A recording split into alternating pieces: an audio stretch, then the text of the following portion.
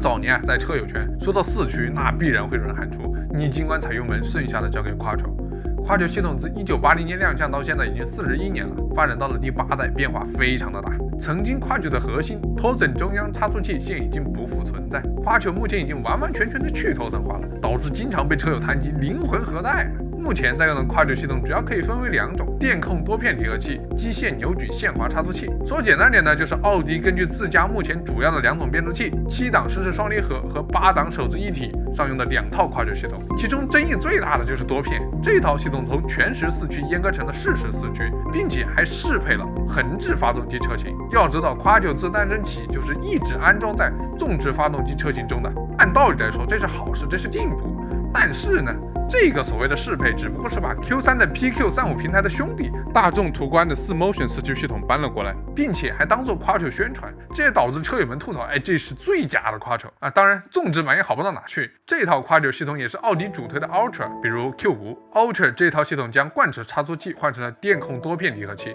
把全时四驱阉割成了适时四驱。在正常行驶中，动力基本就在前轮。后轮只会有5%左右的动力分配，即使是极端情况，后轮也最多只能分配到50%的动力。第7代贯齿前后轮动力分配范围从15%到85%至70%至30%，其在通过性上拉了不少。但是奥迪最开始整出这套 Ultra 的时候，考虑的并不是这些，而是如何省油和提升动力分配的速度。按照奥迪的说法 ，Ultra 最多能减少10%的动力损失，100公里油耗至少减少了0.3升。这套系统我们奥迪失去的是灵魂，用户得到的是更好的燃油经济性。只有我们受伤的事情达到了。不管再怎么说，瘦死的骆驼比马大，奥迪的调教实力还是摆在那，并且国内国6排放标准的奥迪基本采用的是 Quattro Ultra， 根本没得选仔细一想，貌似大众旗下的品牌都经历过一个没得灵魂的时代。保时捷的卡宴，兰博基尼的 Urus，流水线的宾利，就是不知道下一个会是谁。但是呢，奥迪的高端系列像 RS 依旧采用的还是机械结构的机械扭矩限滑差速器，这一套算是机械结构的接班人。Quattro 从1986年的第2代就开始用 Torsen 差速器，一直用到2010年奥迪推出自研的贯齿之后才没用了。Torsen 陪伴了Quattro 24年，为什么突然就换了呢？我们都知道Torsen 不是奥迪自主研发的，是从一家成立于1984年的美国公司 Grayson Corporation 那买的。奥迪和他的关系那是眉来眼去，你侬我侬，斩不断理还乱，相处了小20年，但是一直没修成正果。直到03年的时候，一个第三者插了进来，丰田说，你俩都这么多年了，还搁着瞅瞅隔壁的 AMG 和奔驰。人家虽然处的时间是久了点，好歹奔驰最后收了 AMG既然你奥迪没想法，那就我来吧你的相好就交给我照顾了。Torsen 被丰田收购后，和丰田旗下的光阳精工合并，成为了现在的这家公司。奥迪这一下顶不住了，好你个丰田老小子！于是私底下就偷偷研发新欢贯齿差速器，直到2010年，奥迪向世人展示了他的新生蚝，搭载在 RS5 上。但是我们现在去看 RS5 的差速器，也不是贯齿为什么突然就消失了呢？按道理来说，奥迪换了新的纯机械结构，不应该宣传一波吗？贯齿比 Torsen C 型要轻，动力分配范围也更大，在理论性能上胜过 Torsen C， 但是它有一个非常致命的问题简单来说就是贯齿通过挤压摩擦齿轮，压紧离合器来传递动力但是大家都知道摩擦是会生热的，所以贯齿一旦负载时间过长，就会因为发热严重而崩溃。所以奥迪在15年就把自己整出来这个新欢又丢回仓库了。也就是说，奥迪15年之后用的都是这个机械扭矩限滑差速器，但其实它就是 Torsen。首先我们来到 Torsen 的官网，在这一栏我们可以看到4个大圈明晃晃的摆在那，这就意味着 Torsen 和奥迪还是有合作的第二，我们可以看到 Torsen 和 Quattro 一样是被注册成了商标的，这意味着如果没有得到 Torsen 的授权，随意进行商用的话，那是要吃官司的。而此时的 Torsen 又是丰田旗下的，而丰田和奥迪也算得上是竞争关系，所以丰田为什么要授权给自己的竞争对手呢？再就是，就算授权了，奥迪也不会用在自家产品上出现别人的商标，那不就是给别人打广告吗？所以也不难理解为什么奥迪在贯齿之后就没有宣传自家纯机械结构的 Quattro， 而是大力宣传 Ultra。这已经不是什么灵不灵魂了，是自家品牌形象的问题了。关于 Quattro， 很多人还有一个误区，都以为奥迪的 Quattro 是大众这个好爹将自家越野车技术下放到了奥迪这个亲儿子这里，但实际情况是 Quattro 的前身大众帮德国军方打造的 Type 183也是奥迪亲自研发，生产也是在奥迪最重要的工厂之一英格尔施塔特制造的。不过由于当时奥迪的品牌形象和奔驰、宝马差了一截，毕竟奥迪还是奔驰卖给大众的，奥迪当时的市场主要以性价比高的民用车为主，根本就没有商用车销售部门。然后大众就厚着脸皮凑了过来，我有，贴我的牌，我帮你卖。那整的奥迪大气也不敢出，就同意了。当年奥迪自主研发的这个 Type 183有多牛呢？当时和他一起竞标的是吉普和大巨，这俩可是越野车中的大哥啊。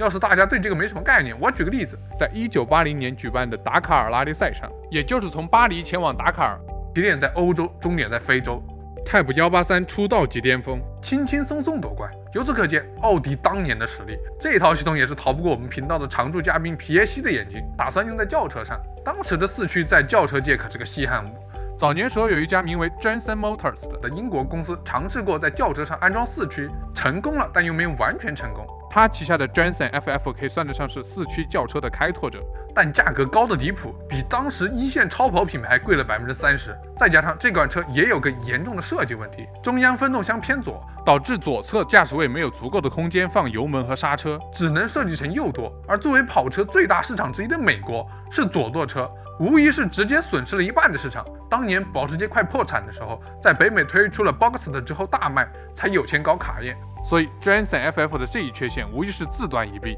最终只生产了320台左右。1980年是奥迪的一个转折点，这一年第一台搭载 Quattro 系统的 R Quattro 亮相。这辆车的5缸发动机是来自当时的奥迪200，底盘和悬架来自于奥迪80，车身是从奥迪 Coupe 扒了来的。高情商，这辆车贯彻了大众的同平台理念。要说什么是特意为 R Quattro 打造的，估计就只有为解决动力分配问题而创新的空心传动轴系统，也就是第一代 Quattro。奥迪搞出这个新鲜玩意之后，也是没闲着，跑到国际汽联那蹦跶。哎，大哥，我最近整出了一个新鲜东西啊，想上赛道玩玩，您看行不？当时赛车界全是后驱车的天下，四驱就是个异类。当时奥迪的几位主要竞争对手福特、兰奇亚、雷诺都觉得奥迪有折腾四驱的时间，不如去提升自己的后驱技术。国际汽联见竞争对手都没放话，就同意奥迪参赛了。1981年开始，奥迪以 Quattro 为基础开发了一款 Sport Quattro S1 赛车，开始神挡杀神，佛挡杀佛。当年就斩获斯堪的纳维亚拉力赛、圣雷莫拉力赛和英国皇家汽车俱乐部拉力赛的冠军，后来更是连续4年斩获世界拉力赛冠军。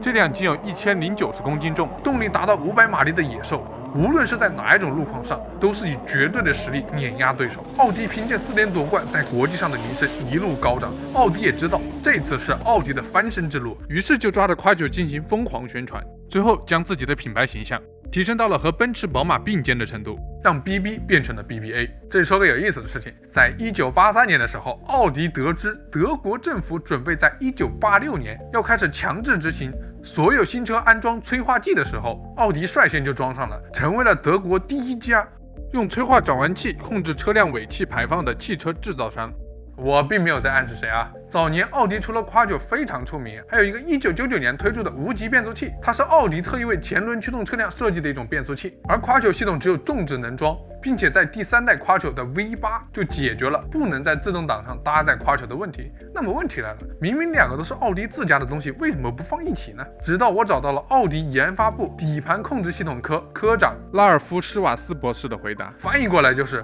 如果我要把这套系统装到 Quattro 上，那就要大改无级变速器，费时费钱。既然这样的话，我为什么不用现成的呢？然后这套系统在2014年就彻底停产了，换上了大众的 DSG， 并且在后来将这套系统改名成了 S-Tronic。说了这么多， Quattro 真正被国内市场所熟知，还是在05年的 Q7 上市，也就是第6代 Quattro， 同样也是奥迪史上第一款全尺寸 SUV。这辆车颠覆了 Quattro 诞生的意义，将奥迪带入了一个新的时代。也不知道是不是巧合，世界上第一辆四驱车是1899年由费迪南德·保时捷打造的洛纳保时捷，而在世界范围内将四驱车推广开来的则是他的外孙费迪南德·皮耶西，这可能就是家族使命吧。Quattro 作为奥迪整个品牌的转折点，一把将奥迪从2线拽向了顶流，它见证了奥迪整个品牌的复兴之路，正在见证一个100年汽车企业从燃油时代步入电动时代。从80年的 All Quattro 到现在的 e-tron GT Quattro， 每一次的更新都意味着时代在进步。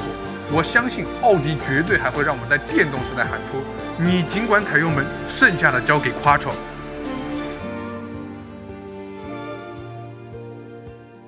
这里是三驱兄弟，如果觉得还不错的话，可以点个关注，我们将为你讲述更多汽车文化故事。我们下期再见。